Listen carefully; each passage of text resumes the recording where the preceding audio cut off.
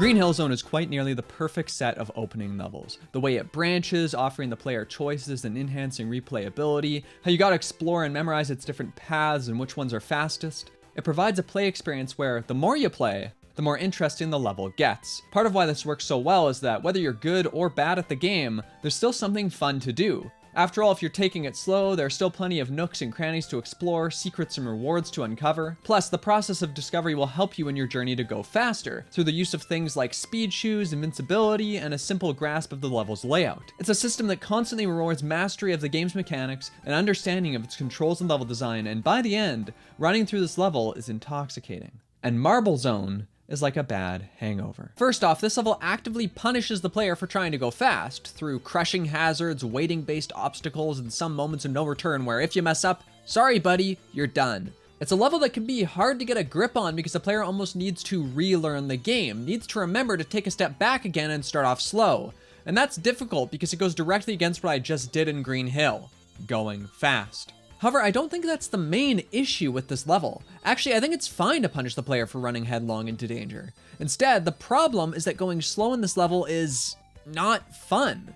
Where's the focus on exploration and branching paths that I just enjoyed in the previous levels? Aside from some little secret areas with monitors and a couple shortcuts, there isn't much. It's a lot more straightforward, and the choices afforded to the player have decreased significantly. At the same time, Sonic's controls don't even lend themselves well to these types of precision-based challenges. He's slippery, and starting and stopping with him can feel almost unresponsive, even if it is on purpose. And when being just off of a platform can be the difference between life and death, well, that can be pretty frustrating. Regardless of the fact that I got used to it with time, the fact remained that the level merely became less annoying and not more fun. This way, it's important for the level to be fun for both skilled and unskilled players. That's something Green Hill managed, but something this level does not. And to me, that's the biggest difference between the quality of these two zones, how they handle skill. First, let's consider Green Hill again. With this level, I'd put the skill floor, the minimum amount of skill required to complete the level, around here. Meanwhile, the skill ceiling, the absolute best a player could perform, way up here toward the top of the chart. This is another way to conceptualize the point that the level is good for both skilled and unskilled players. After all, they can both enjoy it, but there is still a ton of room to grow, and a big chasm between what will likely be a player's initial slow times and the speedy times they can eventually achieve. In general, I think it's best to try and either have the skill ceiling remain similar throughout the whole game or have it slowly rise. At the same time, the skill floor should probably rise as well, since the player will need to overcome increasingly difficult challenges. Unfortunately, that is not how the first Sonic game plays out. I mean, let's go back to Marble Zone. Here, the skill floor has definitely risen, that much is for sure, but the skill ceiling? Well, it's actually lowered considerably. What I mean is that the level of skill where I feel like I've gotten as fast and masterful as possible is far lower than Green Hill's. There isn't as much room to grow. Like, for example, when I look at some speedruns of Green Hill, my mind is blown. The way these enemies are placed that a knowledgeable player can absolutely fly through.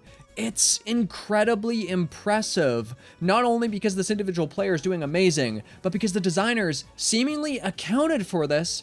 And actually, regardless if it was on purpose, the fact that it's possible is what matters to me. Meanwhile, when I compare my playthrough of Marble Zone with a speedrun, it's not that different looking.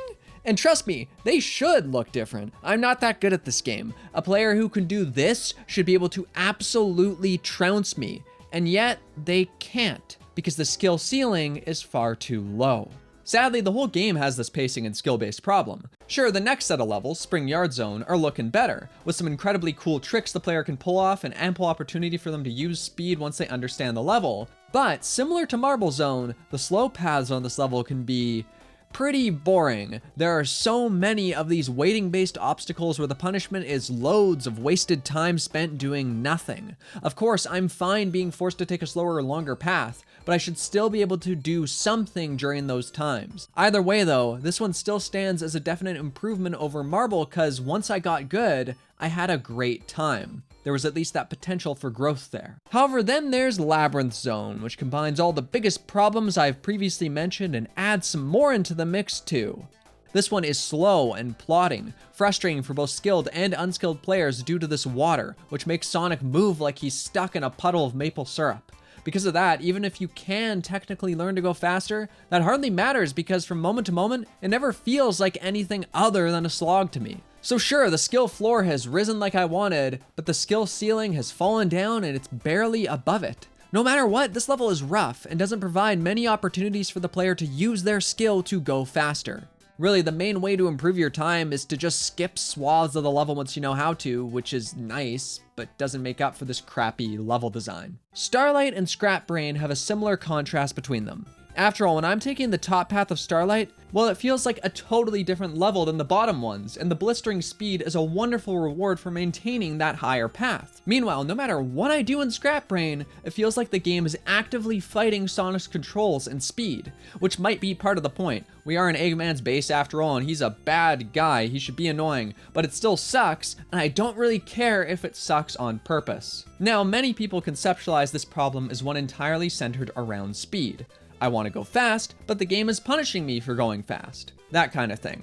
At first, the most obvious solution to that problem would be make it easier to go fast. But that isn't as good as it initially sounds because if you push that too far, that will simply lead to automation, where the game rips control away from the player for extended periods simply to make it look like they're going fast.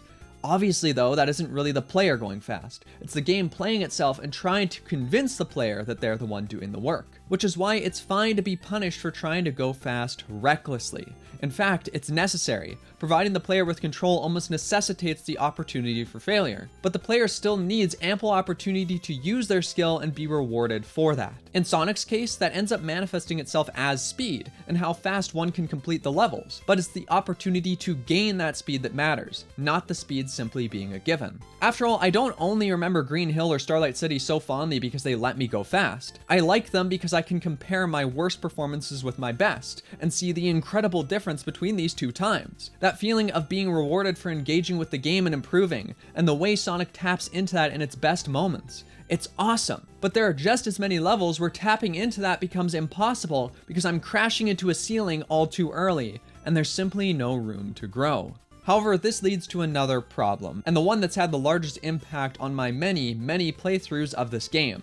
The better I get at it, the less time I spend with the good parts. Which actually makes a lot of sense. I mean, I'm getting faster, so of course the good levels are going to feel shorter. But the problem is that despite my increase in skill, the levels I don't like still take just as long to complete. As such, with each playthrough and each improvement, they take up a larger percentage of my total playtime, and the levels I enjoy take up less. This means that the amount I enjoyed the game didn't increase as I improved at it, it decreased. To me, that's the biggest problem with the first Sonic the Hedgehog game.